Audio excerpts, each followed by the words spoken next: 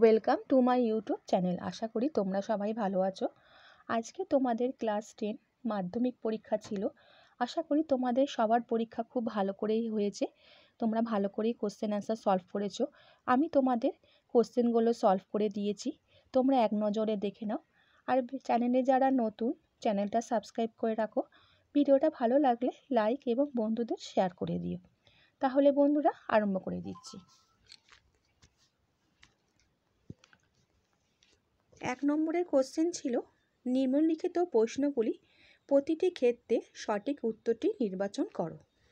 প্রথম কোশ্চেন ছিল, ও কেন্দ্রীয় বৃত্তে এবি একটি ব্যাস এসি জ্যাকে 60 ডিগ্রি কোণ উৎপন্ন করলে কোণ ও সিবির মান কত হবে? সঠিক অ্যান্সার হবে 20 ডিগ্রি, 30 ডিগ্রি, 40 ডিগ্রি না 50 ডিগ্রি। সঠিক অ্যান্সার হলো 30 ডিগ্রি। বি, একটি ত্রিভুজের 3টি বাহুর দৈর্ঘ্য sec থিটা 1 এবং tan থিটা তোমার হলে ত্রিভুজটির বৃহত্তম কোণের মান কত হবে? সঠিক অ্যান্সার হবে 30 ডিগ্রি, 45 ডিগ্রি, 60 ডিগ্রি না 90 ডিগ্রি। সঠিক অ্যান্সার হলো সি, 60 ডিগ্রি। একটি লম্ব বৃত্তাকার চোঙ ও একটি অর্ধগোলকের ব্যাসার্ধ সমান এবং তাদের আয়তনও সমান। চোঙটির উচ্চতা অপেক্ষা অর্ধগোলকটির উচ্চতা শতকরা কত বেশি? 25%, 50%, 100%, 200%। তাহলে কত হবে? সঠিক অ্যান্সারটা হবে 50%। নিচে 4 নম্বরের কোশ্চেন, ঊর্ধ্বক্রমে সাজানো 27, 31, 46, 52, x, y প্লাস জেড 71, 79, 85, 90 রাশি তথ্যের মধ্যমা 64 হলে x প্লাস y এর মান কত হবে? 125, 126, 127, 128। সঠিক অ্যান্সার হবে বি, 126। বার্ষিক x% সরল সুদের হারে y টাকার জেড মাসে সুদ হবে xyz বাই 1200 টাকা, xyz 100, xyz 200 টাকা, xyz বাই 120। সঠিক অ্যান্সার হবে xyz 1200। অ্যান্সারটা হবে এ।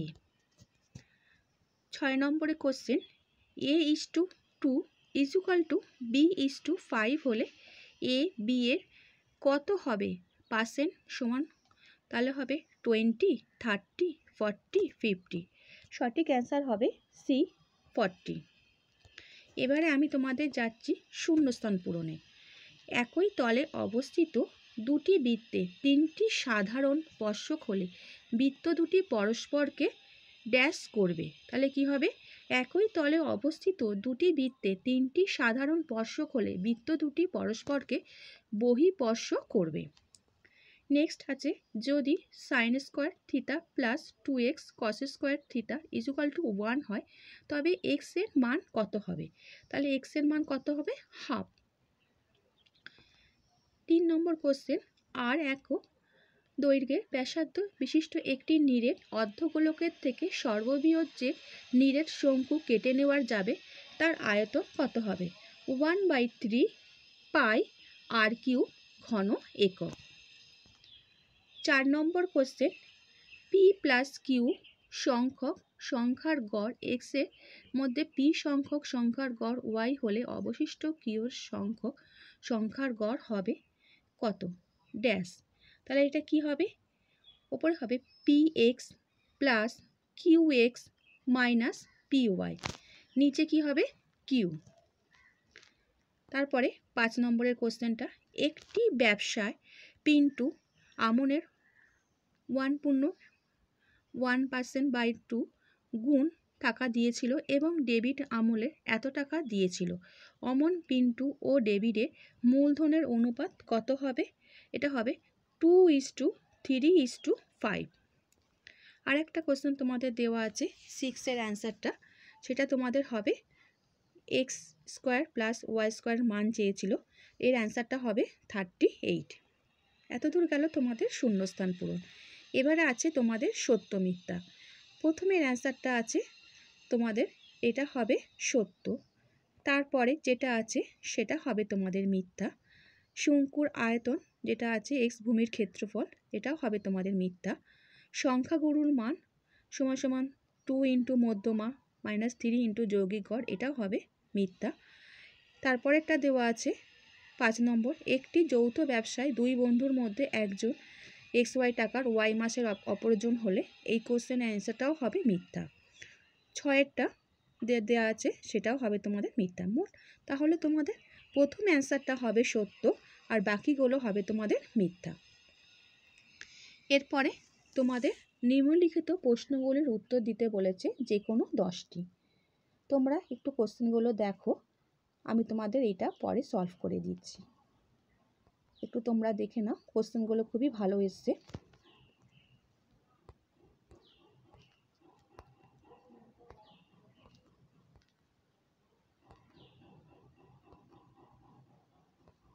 তোমরা একটু দেখো কোশ্চেনগুলো, আমি তোমাদের একটু পরে উত্তরগুলো সলভ করে দিচ্ছি। 5 নম্বরে ছিল কোশ্চেনগুলো, একটি যৌথ ব্যবসায় সমর ও মহিমের প্রত্যেকের মূলধন এত টাকা হলে 6 মাস পরে সমর এত টাকা দিল কিন্তু মহিম এত টাকা তুলে নিল। যদি বছরান্তে এত টাকা লাভ হয়ে থাকে তবে তাদের প্রত্যেকের লভ্যাংশ নির্ণয় করতে বলেছে। এখানে তোমাদের কিন্তু একটা উত্তর দিতে হবে।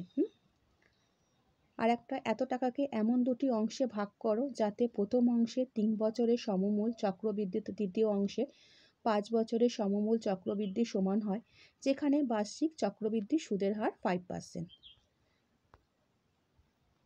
এবারে আসছি 6 কোশ্চেন। এখানেও তোমাদের একটাই উত্তর দিতে হবে।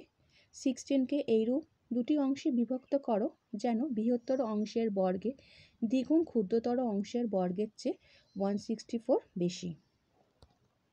আর একটা সমাধান দিয়েছে, সমাধানটা খুবই সহজ, আশা করি তোমরা এই সমাধানটাই করেছো। এবারে আসছি 7 নম্বরে। 7 নম্বরও তোমাদের কিন্তু একটাই উত্তর করতে হবে। তোমরা কোশ্চেনগুলো দেখো, আমি তোমাদের একটু পরে সলভ করে দিচ্ছি।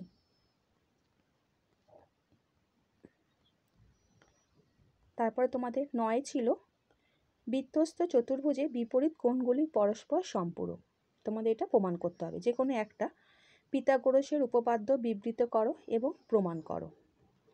এরপরে তোমাদের আর একটা 10 নম্বরও, সেখানেও তোমাদের একটি করে উত্তর দিতে হবে।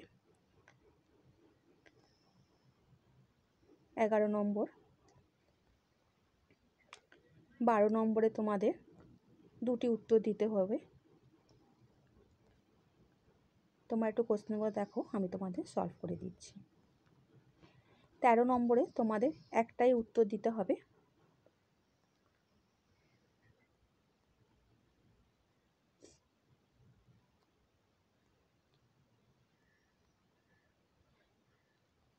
তেরো নম্বরে তোমাদের কিন্তু একটা উত্তর দিতে হতো, কিন্তু 14 নম্বরে তোমাদের দুটো অ্যান্সার দিতে হবে।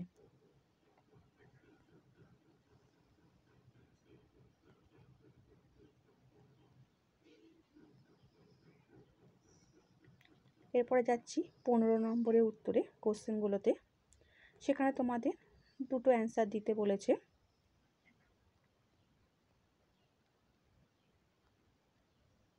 এত দূর হয়ে গেল তোমাদের। এবার যাচ্ছে দৃষ্টিহীনদের, এটা তোমাদের নয়। এত দূর তোমাদের কোশ্চেন পেপার কমপ্লিট হয়ে গেল। আশা করি তোমরা খুবই ভালোভাবে উত্তর লিখেছো। সবাই 5 নম্বরেরও বেশি, সবার বেশি হয়ে যাবে। চ্যানেলের সঙ্গে যুক্ত থাকো, আমি তোমাদের উত্তরগুলো সলভ করে নেক্সট ভিডিওতে দিচ্ছি।